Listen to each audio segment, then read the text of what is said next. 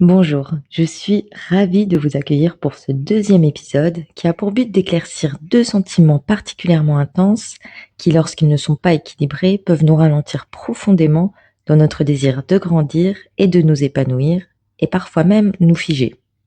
La culpabilité et la honte peuvent devenir des points invisibles mais particulièrement lourds qui nous empêchent d'avancer. Aujourd'hui, nous allons tenter d'appréhender ces deux émotions, non pas pour les fuir, mais plutôt apprendre à les transformer.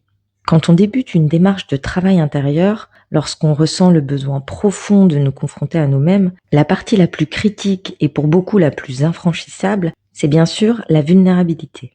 Nous devenons soudain beaucoup moins sûrs de nos représentations, de nos choix, de nos jugements, qu'ils soient intérieurs ou extérieurs. C'est ce moment où plus rien n'est strictement blanc ou noir, où l'on apprend toutes les nuances et les reflets de nos expériences, de nos certitudes ou de nos croyances. Et ça peut être particulièrement déroutant. Il devient alors très difficile de conserver un avis tranché sur les situations du quotidien ou sur nos choix passés. Et le premier réflexe, souvent, c'est de se juger, de se reprocher chaque situation que nous avons vécue et qui nous a fait souffrir. Mais attention, il ne s'agit pas d'assumer sa responsabilité avec honnêteté et bienveillance, mais de se rendre coupable pour tout ce qui a pu se passer. C'est Sartre qui l'a écrit dans L'être et le néant, l'homme est condamné à être libre. Et c'est cette liberté qui nous confronte directement à nos choix et à leurs conséquences. Le point de rupture, il survient souvent lorsqu'on a épuisé tous nos subterfuges pour contourner nos angoisses. Quand nous faisons face à un dépassement de soi, à un choix crucial, ou encore à la fin d'un monde que nous pensions immuable, à ce moment-là surgit les moments de doute que nous prenons souvent pour la pire période de notre vie. C'est un moment charnière qui est en réalité l'opportunité de nous améliorer, de grandir, ou, si nous décidons de le négliger, de répéter les schémas anciens qui sont profondément enracinés en nous. Quel que soit notre choix, nous devons tôt ou tard nous confronter à ce qui est encore en nous et nécessairement à nos erreurs et à nos souffrances. C'est à ce moment précis que la culpabilité et la honte se manifestent.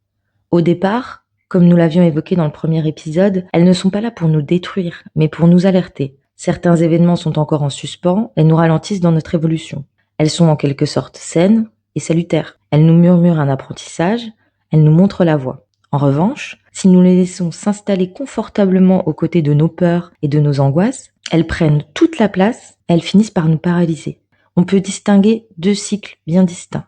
Le cycle toxique, c'est l'erreur et l'événement qui émergent, la honte et la culpabilité qui interviennent, nous nous replions sur nous-mêmes, l'inertie s'installe et enfin on passe à l'autodépréciation. La version saine, en revanche, on commence de la même manière, l'erreur ou l'événement émerge, la honte et la culpabilité interviennent, et c'est à ce moment-là que la route est différente. Plutôt que de se replier sur nous-mêmes, nous allons décider d'analyser avec le plus de recul possible la situation, et suite à cette analyse, soit poser une action, excuse, réparation, ou bien accepter. Ce processus y permet de reprendre sa vie avec une nouvelle carte de valeur, en évitant de se confronter à nouveau aux mêmes événements. Comme l'expliquait Épictète, philosophe stoïcien, ce ne sont pas les événements qui nous troublent, mais les jugements que nous portons sur eux.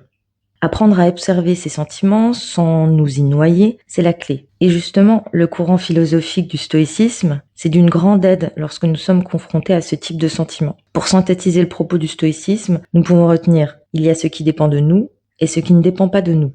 Nous allons donc agir sur ce qui dépend de nous et accepter ce qui n'en dépend pas. Si vous souhaitez approfondir ces notions, je vous invite à écouter Le Précepteur sur YouTube. Il rend des concepts accessibles sur la philosophie et sa vidéo sur le stoïcisme, elle est particulièrement éclairante. Et maintenant, comment faire la distinction entre ces deux sentiments qui se ressemblent, mais ne regardent pas du tout dans la même direction? La honte, elle est tournée vers soi, vers notre image, nos valeurs, ce que nous croyons être. La culpabilité, elle se tourne vers les autres. Elle exprime le regret d'avoir blessé ou d'avoir agi à l'encontre de nos principes.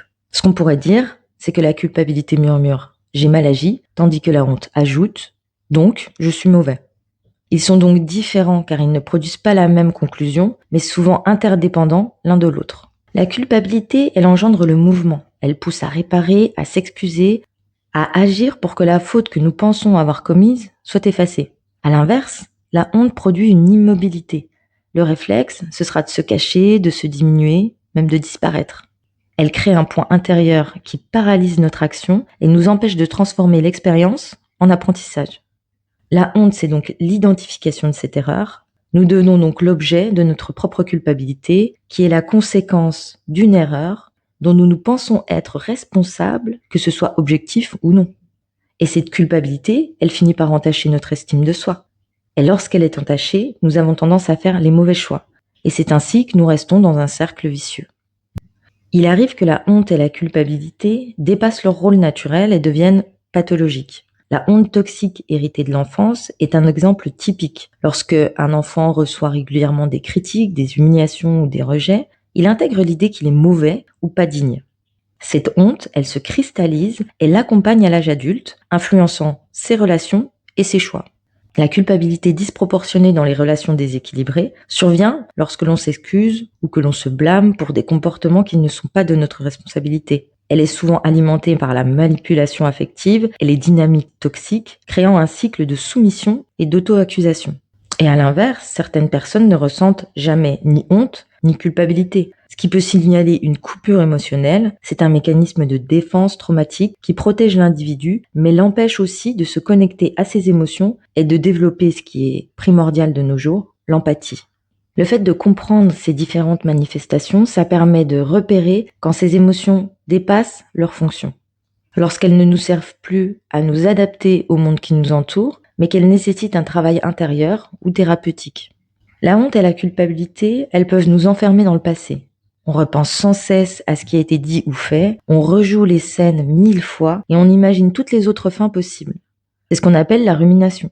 Le problème, c'est que notre esprit ne cherche pas vraiment à clarifier ou à réparer la situation, il se met à nous punir.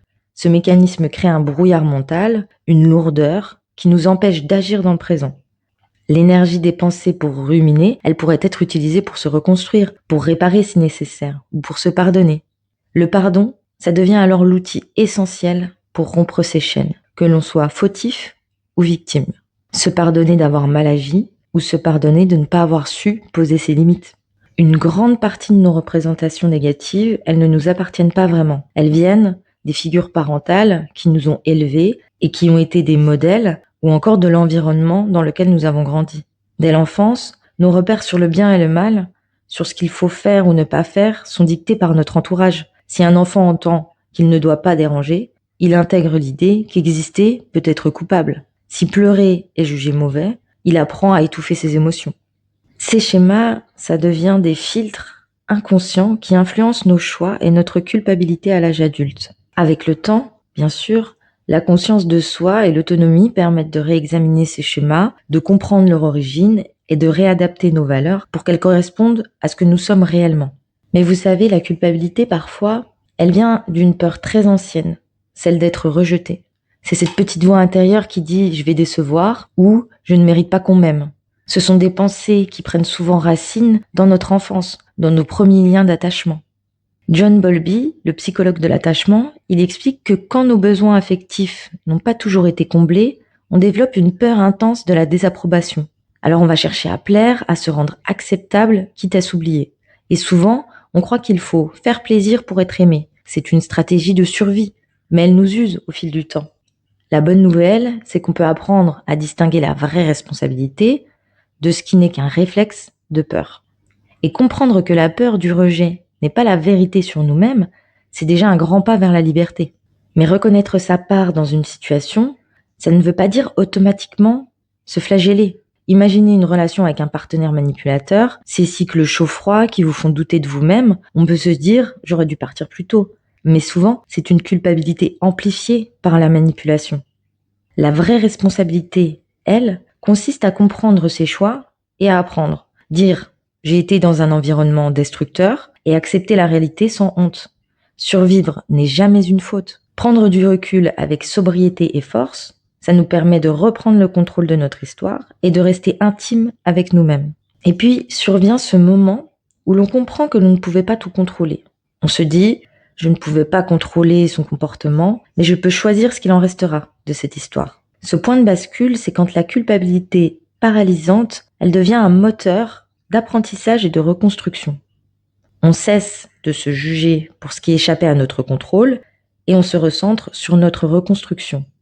C'est un moment de liberté intérieure où l'on reprend les rênes de notre vie. Il existe également une forme de culpabilité qui se crée lorsque vous souhaitez justement vous libérer de vos schémas, de vos souffrances. En grandissant, nos valeurs évoluent, nos limites aussi, et ce que l'on tolérait avant, on ne le tolère plus. Ce que l'on acceptait ne nous correspond plus.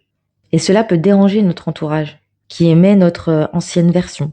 Chaque étape de la vie transforme notre identité et nos relations. Les réactions de l'entourage, elles ne sont pas un jugement sur nous, mais une résistance au changement. Comprendre ça permet de réduire la culpabilité quand nos choix déstabilisent un peu les autres. Changer, c'est parfois faire peur à ceux qui nous entourent. On peut se dire, je ne suis plus celle qu'ils attendaient. Je brise l'équilibre qu'ils avaient autour de moi. Il existe une forme de thérapie qui s'appelle la thérapie systémique. À l'inverse des thérapies dites traditionnelles, qui se concentrent sur l'individu uniquement, l'approche proposée, c'est de comprendre les systèmes qui l'entourent et la fonction que cette personne a dans ce système. Pour simplifier, votre personnalité est également influencée par votre entourage et vous avez une fonction à apporter à tous ces systèmes. Couple, famille, travail. Il y a donc 2 grandes résistances au changement, la nôtre, mais aussi celle des personnes qui nous entourent. Évoluer, c'est casser certaines dynamiques qui bénéficient à d'autres. Ce n'est pas trahir, c'est revenir vers soi. La psychologie positive insiste sur l'importance de l'alignement entre nos valeurs et nos actions. Accepter que certains ressentiments ne sont pas de notre responsabilité, c'est déjà un pas immense. Encore une fois, pour avancer, il faut se poser des questions. À quel moment ai-je commencé à me trahir pour appartenir ? Qui profite de ma culpabilité ? Qui souffre réellement quand je deviens moi-même ? À qui appartient cette culpabilité ? Est-ce que je peux réparer quelque chose ? Etc., etc., etc. Ces questions, elles permettent de clarifier ce qui nous appartient vraiment et ce qui relève des attentes ou de la projection des autres. C'est un travail de conscience, un travail pour se libérer de la culpabilité inutile. La vulnérabilité, elle peut être un antidote puissant. Brené Brown nous rappelle que la vulnérabilité, ce n'est pas une faiblesse, c'est du courage. La honte ne survit pas à la lumière.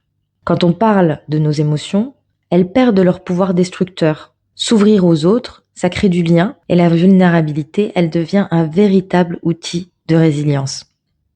Accepter nos erreurs, c'est accepter notre humanité. L'erreur, elle devient apprentissage et non condamnation. La honte, elle survient quand on confond faire et être. Voir l'imperfection comme un espace de croissance, ça peut transformer la culpabilité en moteur positif. Un moteur qui nous pousse à évoluer plutôt qu'à nous enfermer. Lorsque nous avons réussi à comprendre d'où provenait la honte et la culpabilité que l'on ressent, il arrive le moment de passer à l'action. Réparer si c'est possible, s'excuser si c'est juste, se pardonner si c'est nécessaire et se protéger si c'est obligatoire. La pleine conscience et l'autocompassion permettent de faire ses choix avec équilibre sans se laisser forcément submerger.